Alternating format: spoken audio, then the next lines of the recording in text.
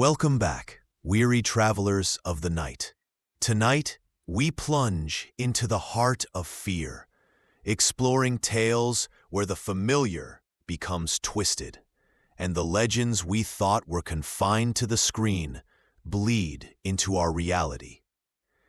Get ready for a collection of nightmares, specifically tailored for those long hours when the world sleeps, but your mind is wide awake, vulnerable to the unseen. The Porcelain Smile. It started subtly, as these things always do. My wife, Sarah, had inherited her great-aunt Mildred's house after she passed, a quaint, Victorian-era home nestled deep in the quiet suburbs, far from the city's endless hum. It was dusty, filled with antiques, and smelled faintly of lavender and forgotten memories, a scent that would soon become synonymous with dread. We decided to keep most of the furniture, as it was all beautifully preserved, but one item in particular caught my eye, or rather, my unease. It was a doll. Not a child's toy, but a meticulously crafted porcelain figure, almost life-sized, dressed in a faded white gown but seemed to have been fashionable in the early 20th century. Her delicate features were perfectly sculpted, yet there was an inherent wrongness about them. Her eyes, painted a startling shade of blue, stared forward with a permanent, unsettling smile that seemed to stretch just a fraction too wide, too knowing. Her name, according to a small, yellowed tag tied to her wrist, was Annabelle. Great-Aunt Mildred had apparently been quite fond of her. We found her propped up in the dusty attic, overlooking a collection of old trunks, as if she were guarding them, her gaze unwavering. Sarah, ever the optimist, thought she was charming and insisted we bring her downstairs, placing her in a glass cabinet in the dimly lit hallway. I had a bad feeling about it, a chill that had nothing to do with the draft from the old windows, a premonition of something deeply wrong. The first few weeks were uneventful, save for the occasional creak of the old house settling, each groan of the timbers sounding like a sigh. Then, things began. Small things, at first, almost imperceptible.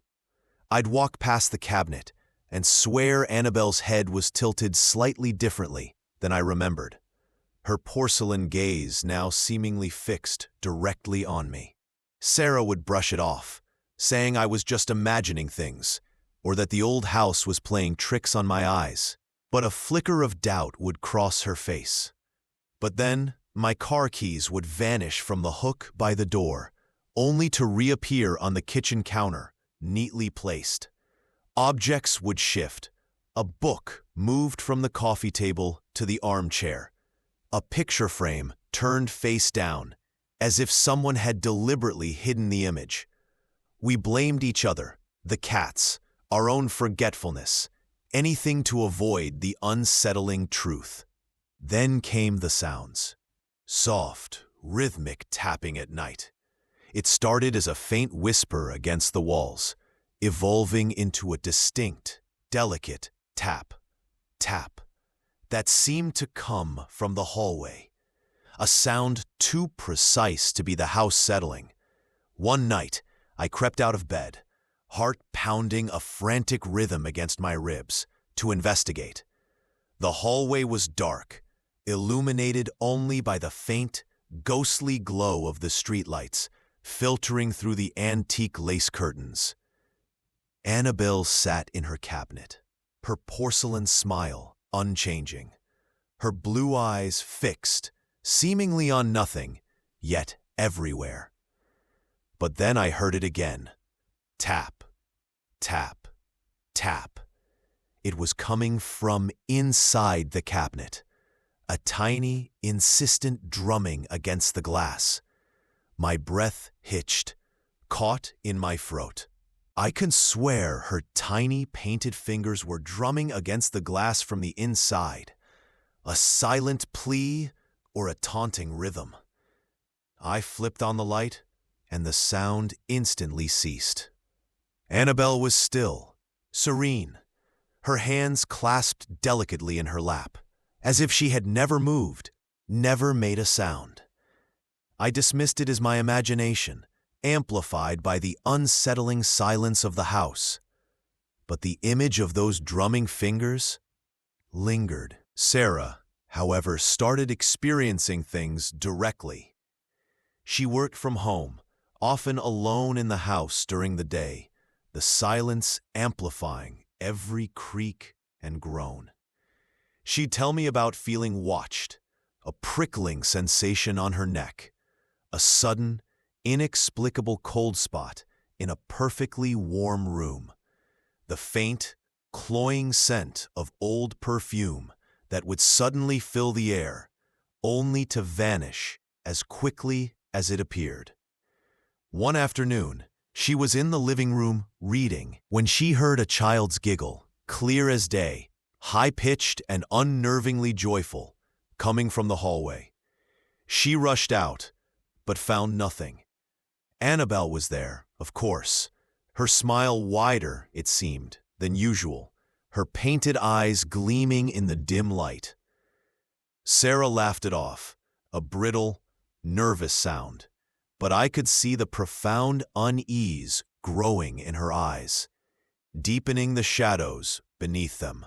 Our cats, usually rambunctious and playful, began to avoid the hallway, as if it were a forbidden zone. They would detour around it, their fur bristling, their eyes wide and fixed on the cabinet as they passed, their tails low. Our usually fearless tomcat, Barnaby, would hiss at nothing, his back arched, his fur standing on end, staring intently at the porcelain doll as if seeing something we couldn't. It was unsettling to see their usually confident strides replaced by cautious, low-to-the-ground movements whenever Annabelle was near, their instincts screaming danger. The culmination came on a particularly stormy night. The rain lashed against the windows, each drop a percussive beat, and the wind howled like a banshee, rattling the old panes. Sarah and I were in bed, trying to sleep, but the storm, combined with the growing oppressive tension in the house, made it impossible. Suddenly, a loud crash echoed from downstairs, a sound of splintering wood and shattering glass that ripped through the night. We both bolted upright, adrenaline flooding our veins. "What was that?" Sarah whispered, clutching my arm, her grip like a vice. I grabbed the baseball bat I kept by the bed, its familiar weight offering a fragile sense of security, and slowly made my way downstairs, Sarah close behind me, her breathing shallow and ragged. The hallway was pitch black, a void that seemed to swallow the faint light from the storm outside. I fumble for the light switch, my heart hammering against my ribs, each beat a drum of impending doom. When the lights flickered on, casting harsh shadows, I saw it. The glass cabinet where Annabelle resided was shattered, its wooden frame splintered as if struck by an immense force. Shards of glass lay scattered across the floor, glinting eerily under the harsh light, reflecting a distorted reality. And Annabelle, she was no longer in the cabinet. She was sitting upright in the middle of the hallway, facing the stairs, her permanent, painted smile illuminated by the hallway light, a beacon of malevolence. But that wasn't the worst part. Scattered around her, meticulously placed on the floor, were photos from our wedding album. Photos that had been stored safely in a box in the attic, forgotten for years. Photos of Sarah and me, smiling, oblivious, frozen in a moment of pure happiness. And one by one, each photo had been torn, specifically at our faces, leaving only the empty, gaping spaces where our eyes and mouths should be. A chilling act of defacement. A cold, unseen force seemed to press down on us, heavy and suffocating. The air grew thick, the faint scent of dust and old roses, suddenly overwhelming, cloying. Then, from the darkness beyond the hallway, from the living room where she'd sat just moments before, we heard it again. The child's giggle. Not faint, not distant. It was right there, a high-pitched mocking sound that echoed through the shattered silence of the house, a sound of pure, unadulterated glee. Sarah screamed, a raw, primal sound of pure terror that tore from her throat. She turned and ran, bolting for the front door, her feet crunching on the glass. I didn't hesitate. The bat felt useless, a mere toy in my hands against whatever this was, this entity that defied logic and reason. I followed her, our feet crunching on the glass, a symphony of our desperate escape. We didn't stop until we were out of the house, out into the pouring rain, soaked to the bone, but feeling a desperate, fleeting sense of safety. We never went back. We called a realtor, sold the house for a fraction of its worth, not caring about the financial loss, only the escape. We never mentioned the doll, the shattered glass, the defaced photos. We just wanted to be rid of it, to escape the porcelain smile and the unseen presence that had made our home a living nightmare. Sometimes, in the quiet of the night, when I'm half asleep, drifting on the edge of consciousness, I still hear a faint, delicate tapping, a rhythmic tap, tap, tap from somewhere just beyond the threshold of hearing. And I wonder sometimes if Annabelle found a new home, a new family to play with, a new set of faces to tear. The Silent Watchman. My new job was different. Security guard at the old Blackwood Asylum. It had been decommissioned for nearly 40 years, abandoned to the elements and urban legends. A crumbling monument to forgotten suffering. Locals whispered tales of its dark history, of forgotten patients, sadistic treatments, and the echo of screams that never truly faded, clinging to the decaying walls. My shift was the graveyard, from midnight to 8 a.m., just me and the sprawling, decrepit building, a vast tomb of silence. They needed someone to deter vandals and scavengers, and I needed the money. Simple enough, I thought. A quiet job in a quiet place. The first few nights were uneventful, if unnerving. The asylum was a labyrinth of long, dark corridors, rows of empty, rusting cells, and rooms filled with rusted medical equipment, instruments of a bygone era that hinted at unspeakable procedures. The silence was the most oppressive thing, a heavy, absolute silence that seemed to press in on you, broken only by the occasional scurry of rats in the walls, or the groan of the old pipes, sounding like tortured breaths. My flashlight beam cut through the oppressive darkness, a fragile shield, illuminating peeling wallpaper, broken windows, and the general decay of a place where so much suffering had occurred, where despair had seeped into the very foundations. I'd walk my rounds, check the locks, and try to ignore the unsettling feeling of being watched, a prickling sensation on the back of my neck. Then I started noticing things, not overtly paranormal at first, just odd. A door I'd sworn I'd locked and double-checked would be slightly ajar on my next round, a sliver of darkness peeking through. A window I'd secured with a makeshift latch would be unlatched, swinging slightly in a non-existent breeze. I attributed it to the building's settling, or maybe previous vandals who had found a way in that I hadn't yet discovered, a secret entrance I'd missed. I reported it, but my boss just shrugged, a dismissive gesture, saying it was an old place, things moved, don't worry about it. One night, as I was walking through the ward for disturbed patients, a particularly grim section of the asylum, the air suddenly dropped several degrees, a chilling pocket of cold that seemed to suck the warmth from my bones. My breath plumed in front of me, a visible cloud in the frigid air. I stopped, my flashlight beam sweeping wildly around the empty room, its light dancing across unseen dust motes.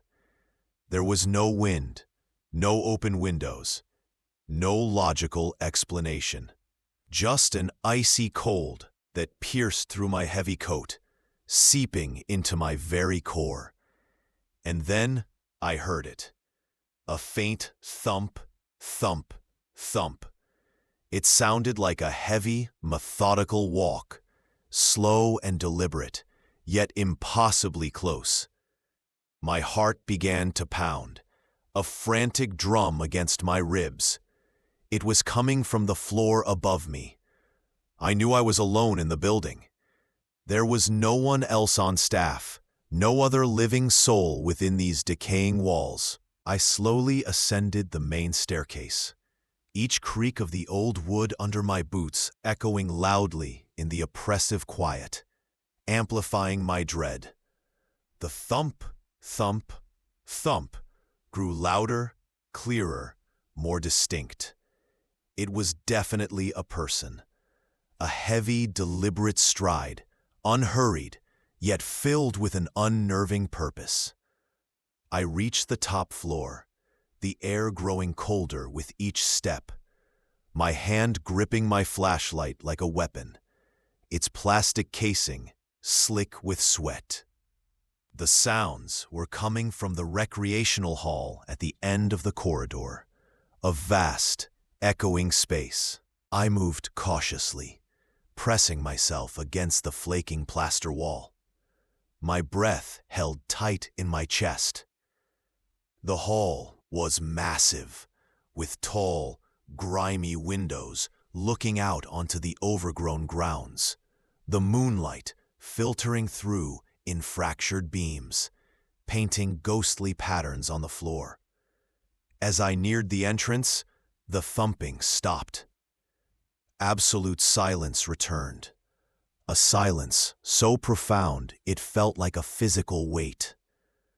I took a deep breath, steeling myself, and stepped into the hall, my flashlight beam cutting a path through the gloom. It was empty, or so I thought. My flashlight beam cut across the room, past overturned chairs, a broken piano that looked like a skeletal grin, and then it landed on the far end of the hall. Standing perfectly still, silhouetted against a moonlit window, was a figure. Tall, broad-shouldered, and completely motionless, a sentinel of pure dread. He wore dark coveralls, and I could just make out the glint of something metallic in his hand. No, not metallic. It was too long, too sharp, too distinct. My blood ran cold, a glacial river through my veins. This wasn't a vandal. This wasn't a homeless person seeking shelter. There was an unnerving stillness about him, a predatory patience that spoke of an ancient, unyielding evil. I instinctively knew this wasn't a normal encounter. This was something else entirely. "Hey!" I called out, my voice cracking despite my efforts to sound authoritative, a pathetic squeak in the vast hall. "Who's there? This property is private." The figure didn't move. Not a flicker, not a twitch. It was like looking at a statue carved from pure shadow, an effigy of terror. But then, slowly, meticulously, the figure turned its head, a deliberate, unnerving movement. It was a mask, a white, featureless mask, devoid of expression, yet somehow radiating an ancient, chilling malevolence that seeped into the very air. It was Michael Myers, not the one from the movies, a fictional character, but a horrifying, living embodiment of him. A nightmare made flesh. Then he moved. Not quickly, not frantically, but with that same methodical, heavy stride. Thump, thump, thump. He was walking towards me. And that something in his hand. It was a butcher knife. Long, glinting, reflecting the moonlight, its edge seemingly hungry for flesh. Panic seized me, a cold, suffocating wave. I didn't think, I just reacted. My primal instincts took over. I spun on my heel and ran. I ran faster than I ever had in my life, down the long corridor, down the main staircase, my own thumping heart echoing the heavy, relentless footsteps behind me. I didn't dare look back, didn't risk a glance over my shoulder. I could hear him gaining, the relentless, silent pace of his pursuit. He wasn't running, he was just walking. And he was fast. Impossibly so. I burst through the main lobby, gasping for air, my lungs burning, fumbled with the complex lock on the heavy front doors, my hands shaking so violently I almost dropped my keys, their metallic jingle sounding like a death rattle. Finally, the bolt clicked with a loud, satisfying thud. I yanked the door open and sprinted out into the night, not even bothering to lock it behind me. The thought of returning, a horrifying impossibility. I didn't stop until I reached my car, tore the keys from the ignition, jammed them in, and roared the engine to life, the sound a desperate prayer. I drove away, tires squealing, leaving black marks on the asphalt, not even looking in the rearview mirror. Terrified of what I might see, I never went back to Blackwood Asylum. I called my boss, quit over the phone, made up some flimsy excuse about a family emergency, my voice shaking uncontrollably. He sounded annoyed, but I didn't care. I still see that white mask in my nightmares, stark against the darkness, the glint of the knife, the relentless, unhurried walk. Sometimes, when I'm alone at night, when the house is silent and the shadows lengthen, I hear a faint thump, thump, thump from somewhere just beyond the edge of hearing, a sound that chills me to the bone. And I remember that he doesn't stop. He just keeps walking. And he never really goes away. He's always out there, a silent watchman of the night, waiting, the sleepwalker's lullaby. Sleep used to be a sanctuary, a place of rest, of peace, where the worries of the day dissolved into gentle oblivion, a sweet escape. Not anymore. For me, sleep has become a battlefield, a twisted labyrinth where a grinning, clawed nightmare waits, a predator in the realm of dreams. It started subtly, a few months ago, disjointed dreams, fragmented and unsettling, like broken shards of glass. Then came the sleep paralysis. I'd wake up, unable to move, unable to speak, my body a prison, my eyes darting wildly in the suffocating darkness, convinced there was something in the room with me, a presence I could feel but not see. That's when I first saw him, a figure in the periphery, lurking in the deepest shadows. His face a grotesque roadmap of burns, a landscape of charred flesh. His fedora pulled low, obscuring his eyes, a striped sweater barely visible in the gloom. And those claws, long, gleaming metal, impossibly sharp, each blade a promise of pain. Freddy. At first, I told myself it was just a vivid nightmare, a product of stress, a figment of an overworked mind. But then the dreams became more frequent, more structured, more terrifying. Each one a meticulously crafted descent into madness. He would be there, always, in a school hallway that stretched endlessly, its lockers filled with the whispers of forgotten screams, the air heavy with unspoken dread.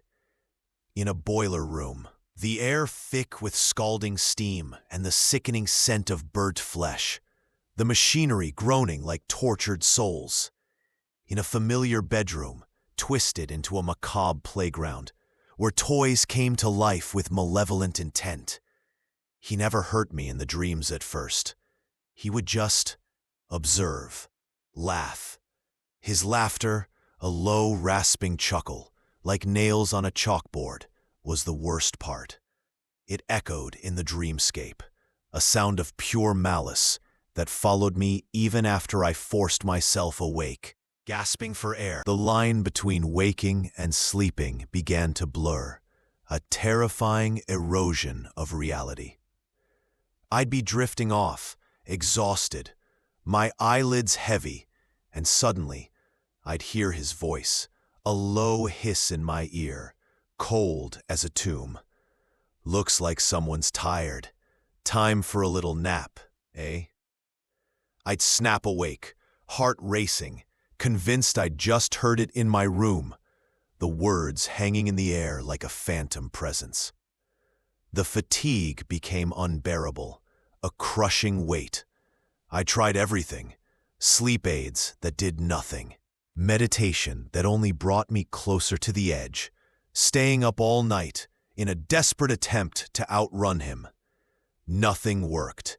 The moment my eyes closed, he was there, waiting. The dreams grew increasingly physical, the sensations disturbingly real. I'd feel his cold, clawed fingers brush my cheek, a phantom burn blossoming on my skin that would sometimes linger even after I woke, a faint heat on my face. I'd feel phantom blows, the crunch of bones that wasn't quite real, but felt agonizingly so, a deep ache in my limbs. One night, he grabbed my arm, his claws digging in, a searing pain that made me cry out in my sleep, and I woke up with faint, red lines on my forearm, mirroring the dream's attack, a tangible proof of his intrusion. That's when the terror truly set in. He wasn't just a nightmare anymore. He was crossing over. I became desperate, a hollow shell of my former self. I drank endless cups of coffee, energy drinks, anything to keep myself awake, my body vibrating with caffeine and fear. I'd fall asleep in my chair, slump over my desk, only to jolt awake, terrified, by the sound of his cackling or the sight of his shadow stretching across my room, a monstrous silhouette. The lack of sleep was eroding my sanity, chipping away at my mind. My eyes were bloodshot, sunken deep in their sockets. My movements jerky and uncoordinated. My friends thought I was losing my mind, muttering about stress and needing a vacation. They didn't understand.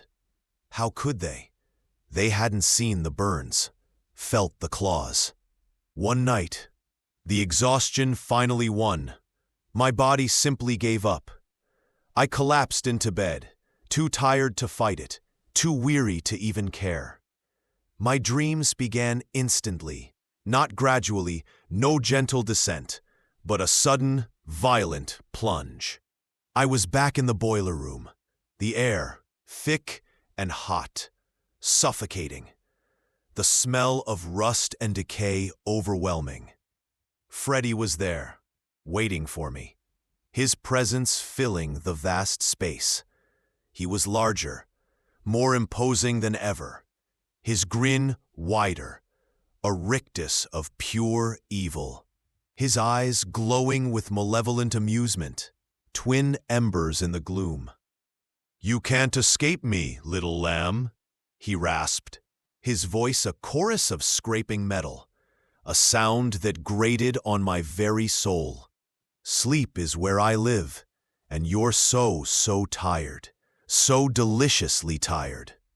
He lunged. I screamed, a silent cry in the dream world, a sound that tore through my throat but made no noise.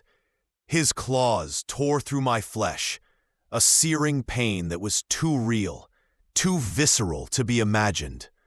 I felt the warmth of blood, saw it gushing from the wounds, a crimson river against the dark. I struggled, thrashed, my body convulsing, but I was utterly helpless, trapped in his nightmare. He was laughing, a high-pitched, gleeful sound as he raised his clawed hand for the killing blow, his face contorted in sadistic delight. And then I woke up. I gasped, sitting bolt upright in my bed, my heart hammering against my ribs, a frantic drum, convinced I was about to die, that the final blow had landed. The room was dark, but a sliver of moonlight cut through the curtains, illuminating my arm, a ghostly white. I looked down, dread filling me, a cold knot in my stomach. There was no blood, no gaping wounds, but on my left forearm there were 4 deep, angry red gashes, as if someone had dragged sharp claws across my skin with immense force. They burned, an intense, throbbing pain that was undeniably real, a searing brand. My entire body began to tremble uncontrollably, a violent shuddering that I couldn't stop. It wasn't just a nightmare. He was real. He could reach me. I leapt out of bed, adrenaline surging through me, a desperate surge of energy. I didn't care about anything but staying awake, about fighting the inevitable. I ran to the bathroom, splashed cold water on my face, stared at my reflection. My eyes were wild, haunted, dark pools of terror. I kept repeating to myself, a desperate mantra, "Don't sleep, don't sleep, don't sleep." Days turned into a blur of waking terror and the constant, crushing battle against sleep. The gashes on my arm healed, slowly, painfully, but the scars remained, raised and angry, a constant chilling reminder of his touch.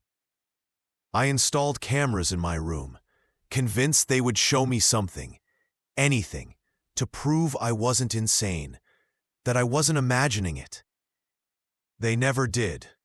Only me, tossing and turning, muttering in my sleep, sometimes flailing, as if fighting an unseen enemy, a puppet on invisible strings. I'm living on borrowed time. Every yawn is a surrender. Every heavy eyelid a capitulation to the inevitable. I know he's waiting. He's always waiting. And I know, one day, the exhaustion will win completely. One day, I won't wake up. Sometimes, in the dead of night, when the house is silent, and the only sound is the frantic beating of my own heart, I hear it. A faint, low, grating sound, like metal dragging across a rough surface, followed by that horrifying, playful chuckle. A sound that promises an eternity of torment. He's just beyond the veil, and he's coming for me. The lake's whispers It was supposed to be a weekend of escape. 5 of us. Me, my girlfriend Chloe, and our 3 college friends Mark, Lisa, and Ben.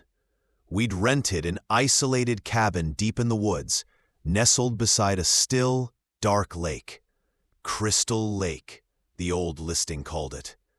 The name felt familiar somehow, a distant echo of a nightmare, but none of us could place why. We were just eager to get away from exam stress, from the city's relentless noise, from the constant demands of adulthood creeping in. No internet, no cell service, just pure, untainted nature. A chance to reconnect, to laugh, to drink too much bad beer around a crackling campfire. The first day was idyllic. The sun warmed our skin as we swam in the surprisingly clear water, its surface shimmering like 1,000 scattered diamonds. The air was thick with the scent of pine and damp earth, and the distant, mournful cry of a loon seemed to be the only sound that dared break the perfect tranquility. We hiked winding trails, told silly stories until our bellies ached, and felt the tension of city life slowly drain away. As dusk settled, painting the sky in fiery hues of orange and purple, a cold front rolled in with an almost unnatural swiftness. The air grew sharp, biting, carrying the metallic tang of an approaching storm. The trees swayed with a sudden mournful sigh, their branches clawing at the darkening sky, and the lake's surface, once placid, became ruffled with dark, restless waves that lapped ominously at the shore. We retreated inside, lit the fireplace, its flames casting dancing shadows that flickered with every gust of wind, and the 5 of us huddled together, the warmth of the fire a comforting contrast to the biting chill outside. That night, things started. Small things, again. Things easily dismissed. The cabin's old porch swing, which we'd securely tied with thick rope to prevent it from swaying in the wind, began to creak, a rhythmic, lonely sound, a slow, deliberate squeak, squeak, squeak, as if someone was gently swaying on it, just beyond our sight. We checked, of course. No one was there. The wind, we told ourselves, even though the air outside had quieted considerably. It always is. Then, later, a heavy, resonant thud from upstairs, directly above us. Ben, ever the joker, claimed it was the ghost of a lonely hermit dropping his dentures. We laughed, but the sound was too heavy, too deliberate, too final to be a house settling or a branch falling. It felt like something had been intentionally, forcefully placed. The next morning, the air was still, and an oppressive stillness hung over the lake, as if the very air was holding its breath. A thick, almost tangible silence pressed in from all sides, broken only by the distant, guttural croak of a crow that sounded less like a bird and more like a warning. The sky was a uniform, bruised gray. We decided to spend the day exploring a small, overgrown path that led deeper into the woods, away from the lake. It was dense, tangled, the trees growing so thick their gnarled branches intertwined overhead, blocking out the sun and plunging us into a perpetual twilight. The air grew colder, damp with the smell of decaying leaves. Mark, leading the way, suddenly stopped dead in his tracks, his blood running cold. "Guys," he said, his voice barely a whisper, strained with a terror I'd never heard from him before. "Look." Nailed crudely but undeniably to the rough bark of a massive ancient oak tree was a familiar object. A hockey mask. Not a pristine replica, but an old, weathered one. Its white plastic was stained with what looked like dried mud, and something darker, more ominous. A rusty brown that could have been anything.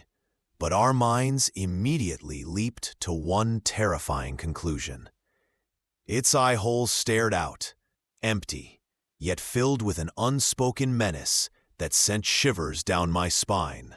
A silent, malevolent gaze. The air around it felt heavy, thick with an inexplicable dread, a sudden piercing cold that cut through our jackets despite the lack of wind. We stood there, frozen, our casual bravado of city lives melting away like snow in a furnace, replaced by a primal, gut-wrenching dread. This wasn't just a prop left by previous renters, a tasteless joke. This was a warning, a monument. Chloe, usually so rational, so grounded, whispered, her voice barely audible. Crystal Lake. Jason Voorhees. This is that Crystal Lake. The words hung in the oppressive air, heavy with unspoken dread, echoing the chilling realization that had just slammed into all of us. The legend, the campfire stories, the slasher films, they all coalesced into a terrifying, undeniable reality. We didn't need to discuss it.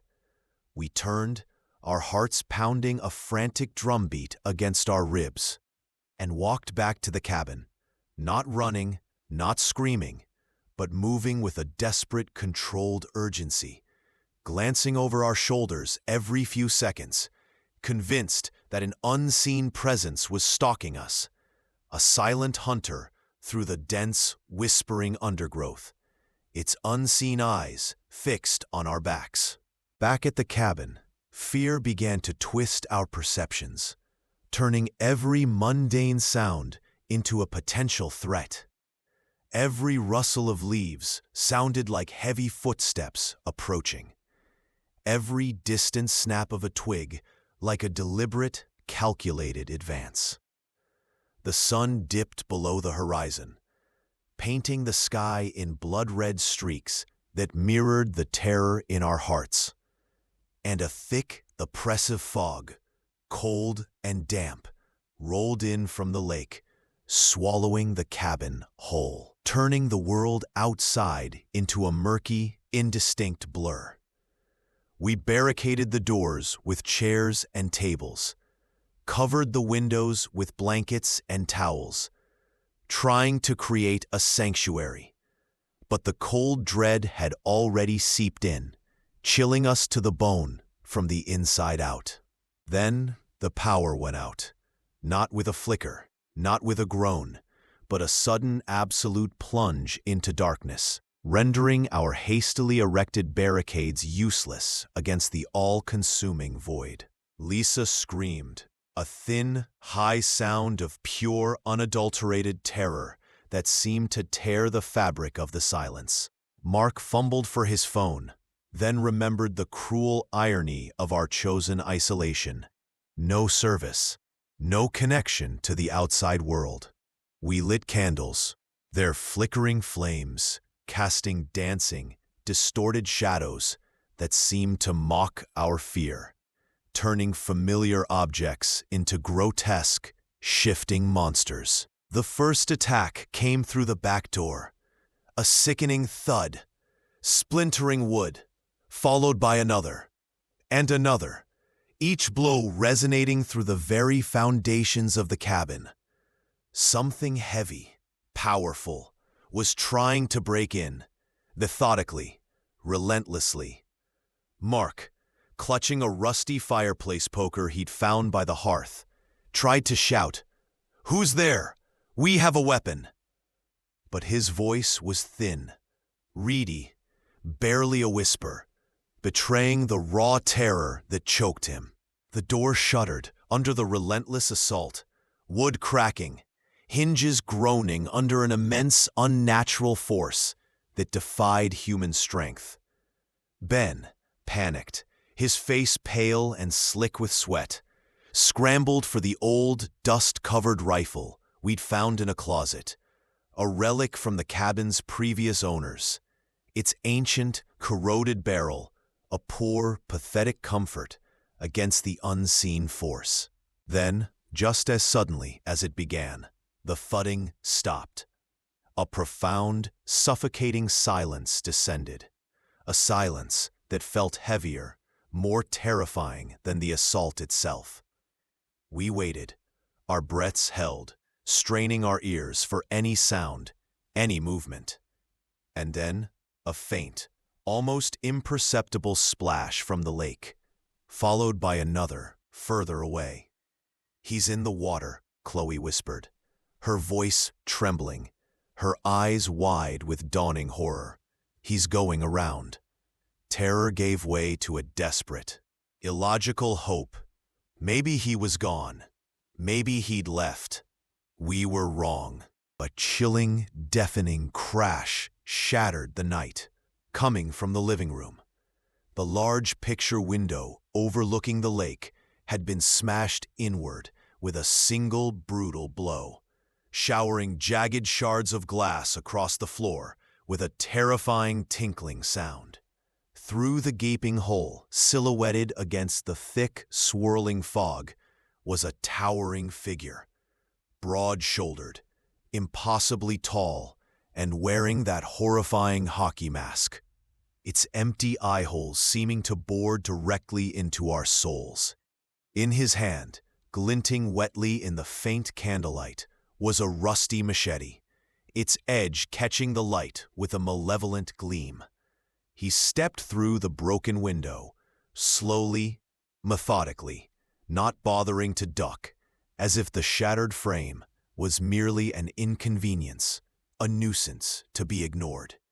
He was pure malevolence, silent, unstoppable, a force of nature given form. Ben raised the rifle, his hands shaking so violently he could barely hold it steady, the old weapon rattling in his grasp. "Get out!" he screamed, his voice cracking, the gun barrel wavering wildly. He fired. The shot echoed deafeningly in the small cabin, momentarily blinding us with its muzzle flash, the snow of gunpowder stinging our nostrils. The figure didn't even flinch. The bullet had no effect, simply absorbed by his impossible bulk. He just kept coming. A relentless force of pure, undiluted terror, his heavy boots crunching on the broken glass. The next few minutes were a blur of screaming, of desperate, futile attempts to escape. A chaotic, horrifying dance with death. Mark, in a surge of desperate courage, tried to tackle him, a brave but suicidal act.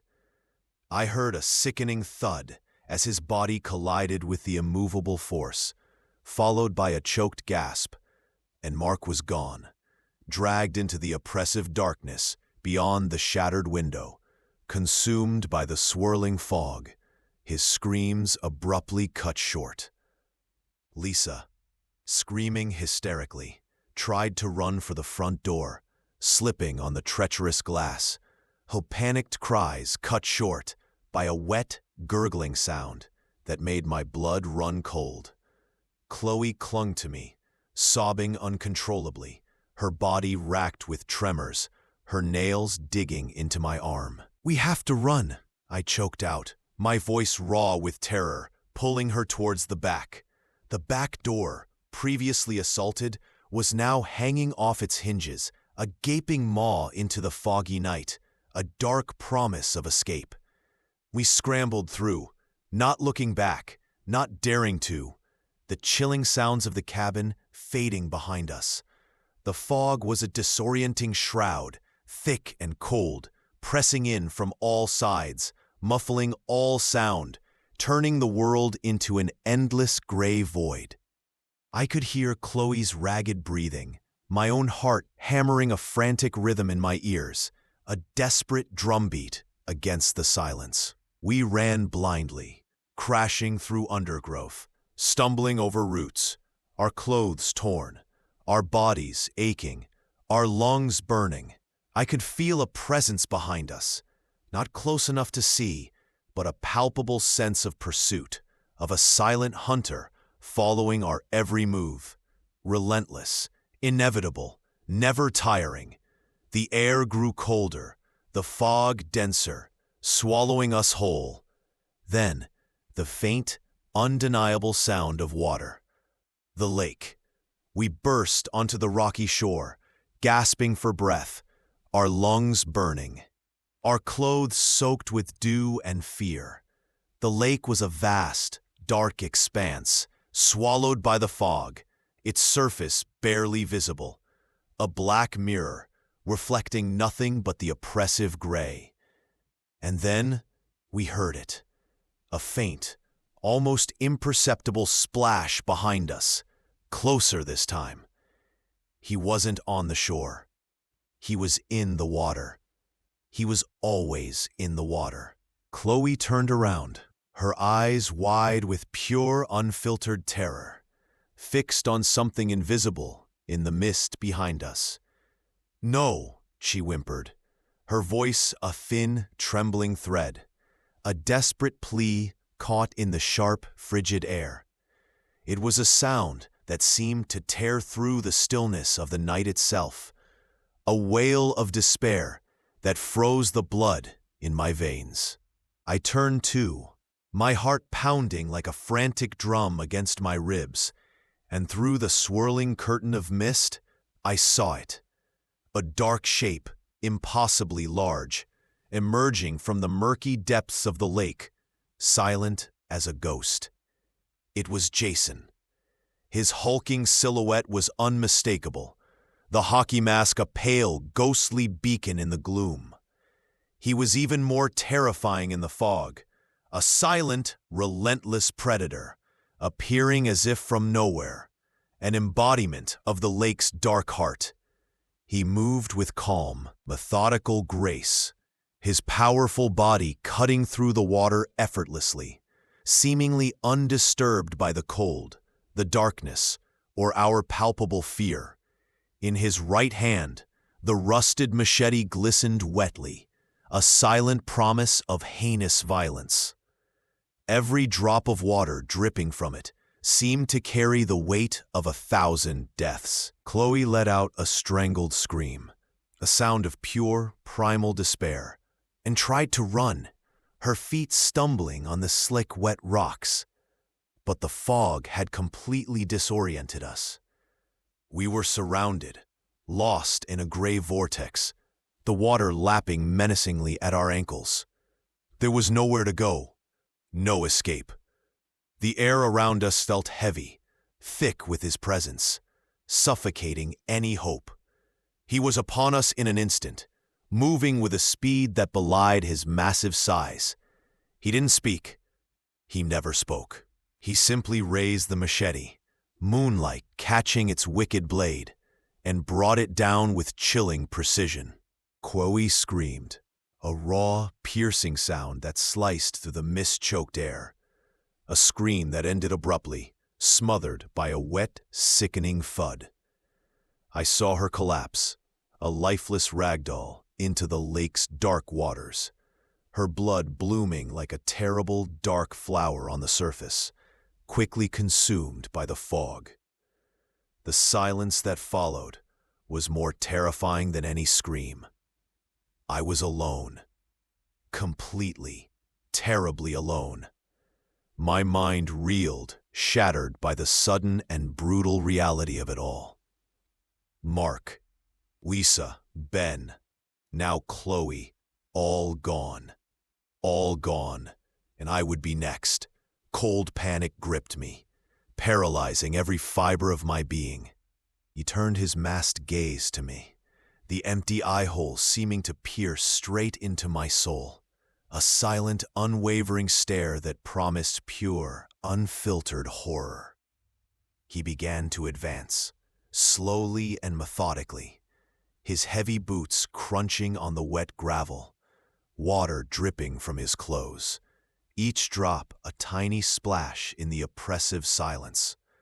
The smell of stagnant water, and something else, Something metallic and rotting filled the air. I tried to scream, but no sound escaped my throat. I tried to run, but my legs felt like lead, rooted in place by sheer, paralyzing fear. My breath caught in my throat, each gasp a painful struggle. He was less than 10 feet away. The machete rose again, reflecting the pale, ghostly light of the moon shrouded in mist, a shining herald of my end. I closed my eyes, bracing for the inevitable, a futile, pathetic gesture against the unstoppable force of nature before me. I heard the whoosh of the blade slicing through the air, felt the cold current of its movement, the agonizing sense of my own impending doom. And then, nothing. I opened my eyes, cautiously, slowly, expecting to be looking at a bruised gray sky, my life slipping away. But I was still standing. He was gone. The fog still hung thickly, swirling around me, but he had vanished, as silently and inexplicably as he had appeared. Only the stillness of the lake remained. Faint ripples where Chloe's body had fallen, and the persistent metallic scent of blood in the air, a testament to the horrors that had just unfolded.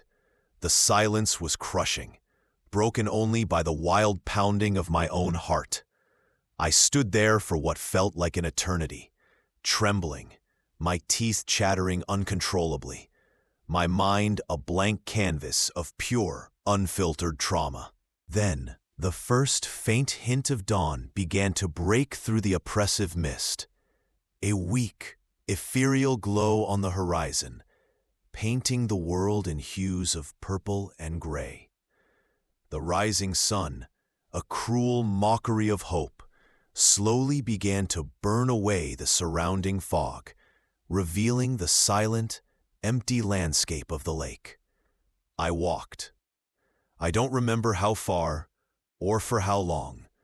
I just walked, blindly, mechanically, putting one foot in front of the other. My body an automaton, fueled by shock and a desperate need to escape the silent horror that haunted my every step. Eventually, hours later, I stumbled onto a remote, dusty road, my clothes torn, my skin scraped and bruised, my mind a shattered mess. They found the cabin a few days later, just as I had described it. The broken window, the shattered door, the scattered glass. But there were no bodies, no sign of a struggle, no evidence that anyone else had ever been there, except for my own footprints leading away from the lake. The authorities dismissed it as a hallucination, a breakdown caused by stress and isolation, a vivid nightmare. They called me lucky, told me I had suffered a traumatic break from reality. But I know what I saw, I know what I heard, and I know what happened to my friends. Sometimes, in the stillness of the night, when the rain falls or the wind howls, I still hear the faint, distant squeak, squeak, squeak of a porch swing. And sometimes, when I close my eyes, I see that hockey mask, white and stark, against the empty dark eye sockets, peering out from the swirling mist, and the gleam of a rusted machete. They say Crystal Lake is beautiful, peaceful, serene, a perfect retreat. But I know better. I know the lake's whispers, and I know he is always there, lurking just beneath the surface, waiting for the next unsuspecting group of visitors to come into his domain, waiting for the long, dark night, waiting for the fog to settle, to claim his next victims. And I know, with chilling certainty, that he will be waiting forever. He never stops. He never sleeps. And he never truly leaves Crystal Lake. The doll in the dark. My niece Lily was obsessed with dolls. Not the frilly, delicate kind, but the more character-driven ones. The ones with personality. So, for her 8th birthday, when I saw the Good Guy doll at a yard sale, still in its original, slightly faded box, I thought it was a perfect, quirky find.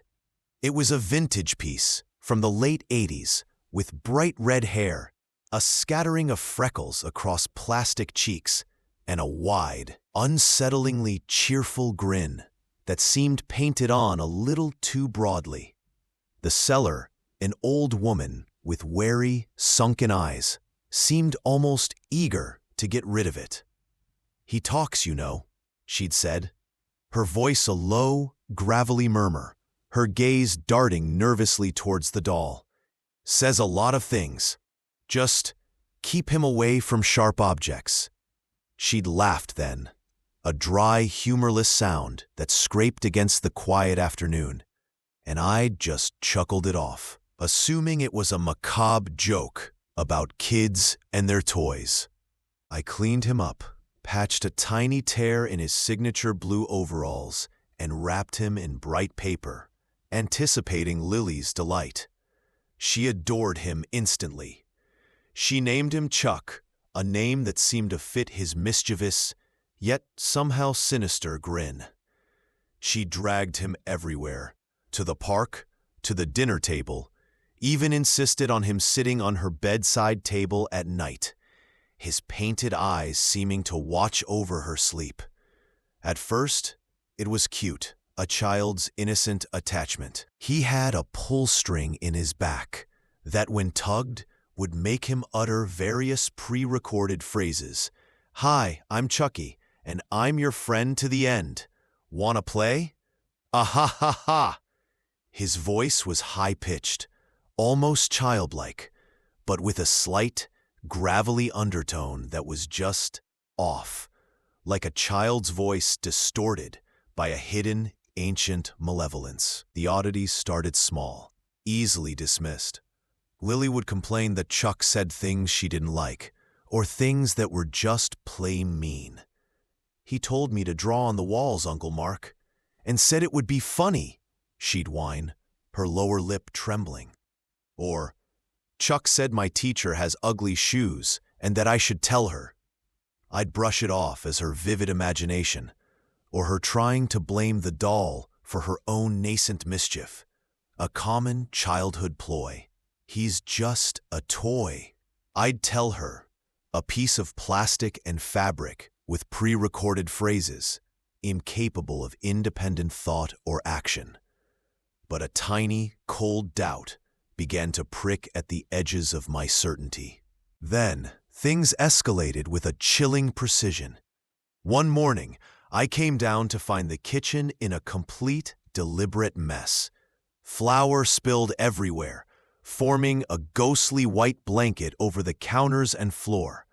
Milk poured onto the counter in sticky puddles, and a knife, one of my sharpest carving knives, usually kept in a locked drawer, had been left lying dangerously on the floor, its blade glinting under the morning light, next to a doll-sized footprint made perfectly in the spilled flour.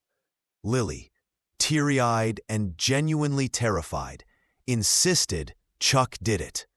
I scolded her, of course, my voice sharper than I intended.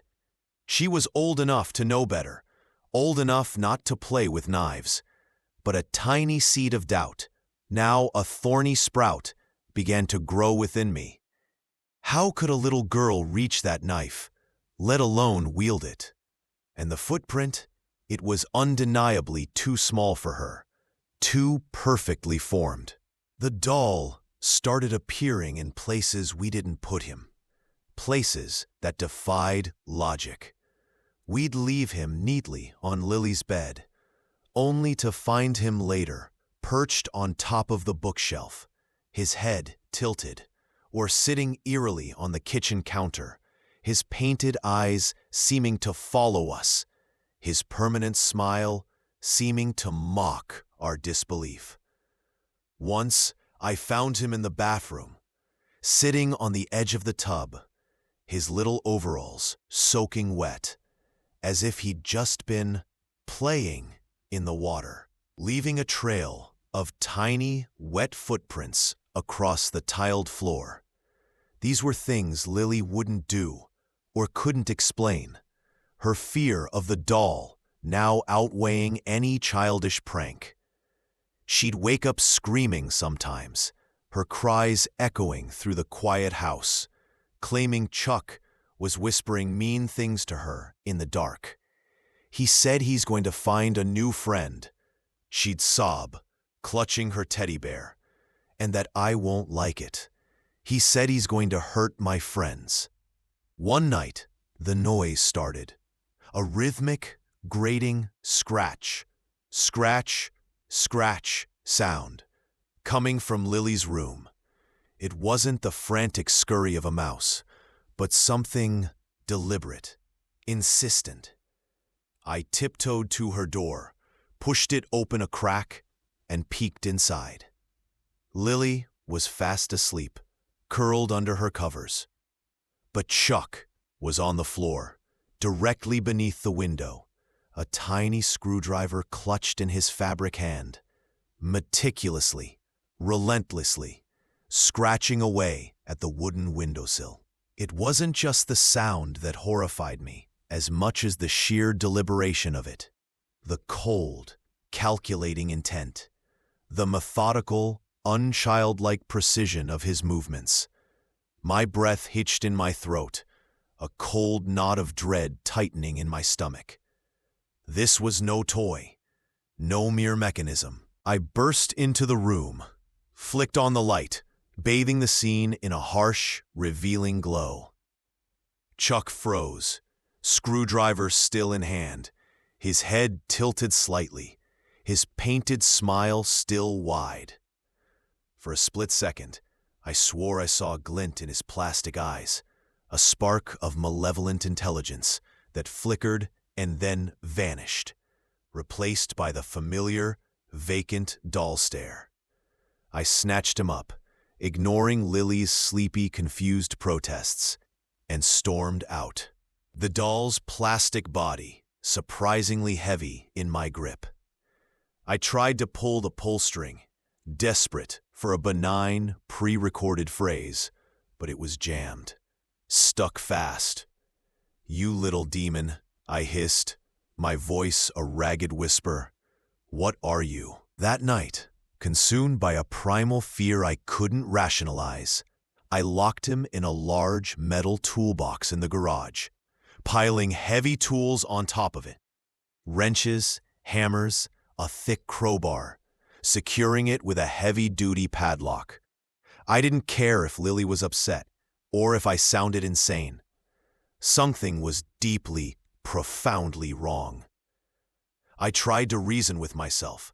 Sleep deprivation, stress, an overactive imagination from watching too many horror movies. But the image of that doll, scratching away with such chilling intent, was seared into my mind, a permanent stain. The next morning, a gray, oppressive dawn, I went to open the garage, a sense of foreboding chilling me to the bone. The toolbox was on the floor, not where I'd left it, its heavy contents scattered around it like discarded toys. The padlock was lying next to it, inexplicably broken, its thick metal shackle twisted and torn as if by immense, unnatural force. And Chuck? He was gone. A cold dread, like icy water, seeped into my bones, filling every cavity. My heart hammered against my ribs, a frantic, desperate drumbeat of impending doom. I ran back into the house, calling Lily's name, my voice hoarse with panic. No answer. I found her in her room, sitting on her bed, a small, sad, almost serene smile on her face. In her hands, she held her favorite teddy bear, the one she'd slept with since infancy. It was completely dismembered, its soft, brown fur matted with dark, wet stains, its stuffing pulled out in grotesque clumps, its button eyes ripped off, its little fabric limbs scattered around her like macabre confetti. "Chuck said," she whispered, her eyes wide and vacant, unnervingly still, "that he doesn't need this old friend anymore. He said, he's coming to play with me now. Forever." Her voice was flat, devoid of emotion, a chilling echo of the doll's own inflection. And then, from the kitchen, I heard it. The distinct, high-pitched, gravelly voice, closer than it should have been, resonating with a triumphant malice. "Hi, I'm Chucky, and I'm your friend to the end," followed by that chilling, cackling laugh that seemed to scrape against my very soul, and the unmistakable clink of metal against ceramic, like a knife being sharpened, a sound that promised a final, irreversible end. I never found him. Not really. Lily changed after that.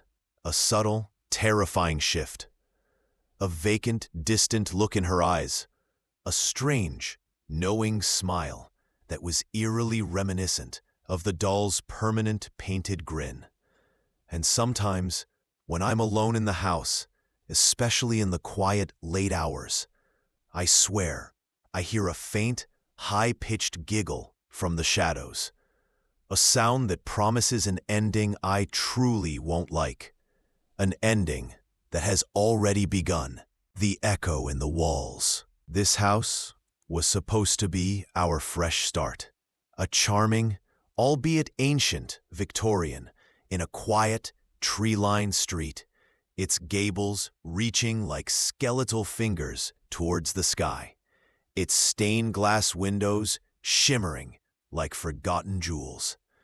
My wife, Eleanor, loved its character, the ornate woodwork, the intricate patterns of light cast across the dusty floors by the morning sun. I loved the silence. After years in the bustling, cacophonous city, the profound, almost oppressive quiet was a balm to my frazzled nerves, a promise of peace. It had a strange history, of course. Locals whispered about the previous owner, a reclusive artist named Elias Thorne, who had supposedly vanished without a trace decades ago, leaving behind only his unfinished, unsettling works and a pervasive sense of unease that clung to the very air of the place. But every old house has its quirks, right? Every history, its forgotten chapters. The first few weeks were wonderful. We unpacked, painted the peeling walls in cheerful colors, made it our own, filling the empty spaces with our laughter and hopes. But as the boxes dwindled and the echoes of our own voices faded, other sounds began to emerge from the silence. Faint at first, almost imperceptible. A rhythmic scratch, scratch, coming from within the walls. Usually late at night, after Eleanor had fallen into a deep, exhausted sleep. It wasn't the hurried scurry of mice. This was too deliberate, too slow, too methodical. Like fingernails dragging across rough plaster, or something being etched into the very bones of the house. A desperate message being carved from within. I'd press my ear against the wall, holding my breath, but the sound would always cease the moment I got close, only to resume once I pulled away. A mocking, phantom rhythm. Eleanor, when I mentioned it, would dismiss it with a weary smile, saying it was the house settling, or perhaps old pipes expanding and contracting. She was always more pragmatic than I, less inclined to entertain the supernatural. Then came the whispers. Not distinct words, not at first. Just a low, murmuring sound, a confluence of faint, disembodied voices, like a distant radio playing through a thick wall, impossible to make out, yet undeniably there. A constant, unsettling hum beneath the silence. They seemed to emanate from the eldest part of the house, the unused study, filled with forgotten canvases, a heavy antique easel, and the faint, lingering scent of linseed oil, turpentine, and something else. Something metallic and cold, like stale iron. I'd stand in the doorway, listening, a prickling sensation on my neck, convinced I was hearing conversations, arguments, pleas, all muffled and distorted by the plaster and brick, a chorus of unseen torment. But whenever I stepped inside, the murmuring would fade into an oppressive silence, leaving only the heavy, expectant quiet. Eleanor began to change, subtly at first, then with alarming speed. She'd spend hours in the study, just sitting, staring at the blank canvases the previous owner had left behind, her gaze distant and unfocused. She said she felt inspired, that the house was speaking to her, guiding her hand, filling her with a dark, creative energy. She started painting again, with an intensity I hadn't seen in years, but not her usual vibrant landscapes or joyful portraits. These were dark, abstract pieces, filled with swirling shadows and distorted, anguished figures, their faces contorted in silent screams, their limbs reaching out from unseen depths. The colors were muted, grimy, reminiscent of dried blood, decay, and the cold gray of forgotten stone.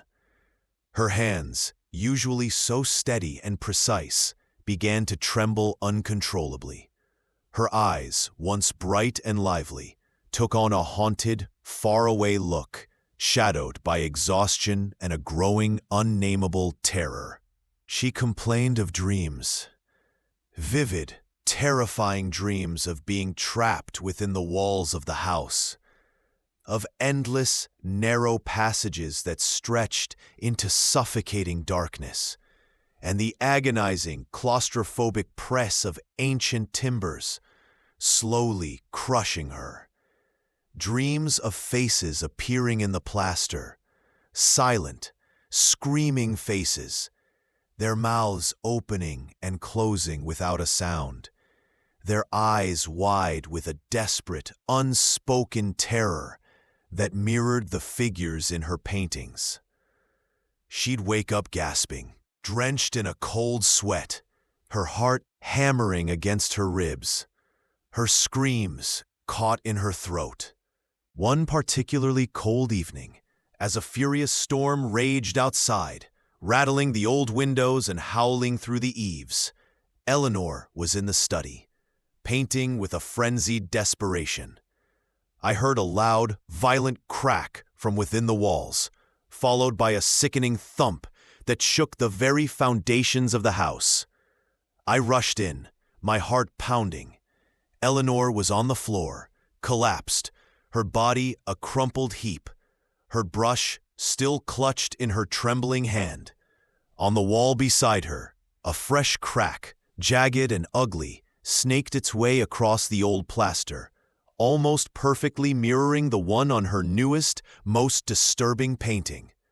A self-portrait of a woman trapped within a crumbling wall, her face contorted in a silent scream.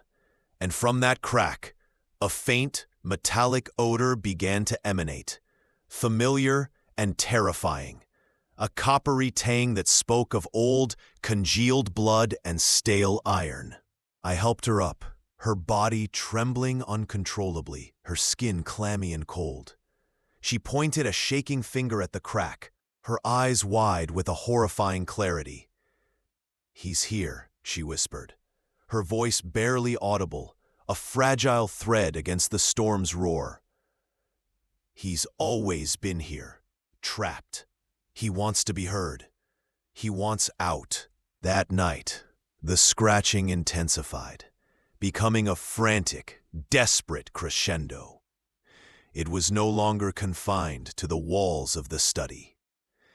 It was everywhere.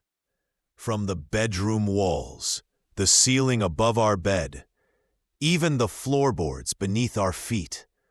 A cacophony of frantic, desperate scratching, as if countless unseen hands were trying to claw their way out of a tomb. 1,000 buried souls fighting for release. The whispers grew louder, clearer now, intertwining into a chilling chorus of agony and despair. I could make out fragmented words, phrases, distinct and horrifying. Help me. Trapped. Don't forget. He's watching. You're next. I stumbled out of bed, my mind reeling, grabbing the strongest flashlight I could find, determined to find the source, to confront this unseen terror. Eleanor, however, stayed perfectly still, her eyes wide, staring at the wall beside her. A strange, knowing, almost serene smile beginning to form on her lips. She was no longer afraid. She was listening. She was waiting. I found myself in the study again, drawn by an irresistible, chilling pull, as if the house itself were guiding me. The whispers here were deafening, a ghostly gale of tormented voices swirling around me, pressing in from all sides. The air was thick, heavy, suffocating, permeated with that cloying metallic scent that now seemed to cling to my clothes, my skin. My flashlight beam cut through the gloom, dancing across the canvases, which now seemed to writhe with unspoken terror. The painted figures seeming to shift and moan in the flickering light. I ran my hand along the old wall, the one with the crack, feeling a faint vibration, a ghostly heartbeat within the plaster, a pulse of ancient suffering. Suddenly, the plaster began to crack further, not from impact, but from within, like a bone breaking under immense internal pressure. A slow, agonizing rupture. More cracks appeared, spider-webbing outwards with sickening speed, until a section of the wall began to crumble, dust and debris raining down, revealing a dark, hollow cavity within. And there, revealed by the stark beam of my flashlight, was a skeletal hand, its bony fingers outstretched, frozen in a desperate, clawing gesture, coated in a thick, dried, reddish-brown substance. Attached to the wrist, still clutched in its decaying grasp, was a small, rusted chisel, its tip worn from endless, futile scraping. The same kind of tool the previous owner, Elias Thorne, the artist, would have used.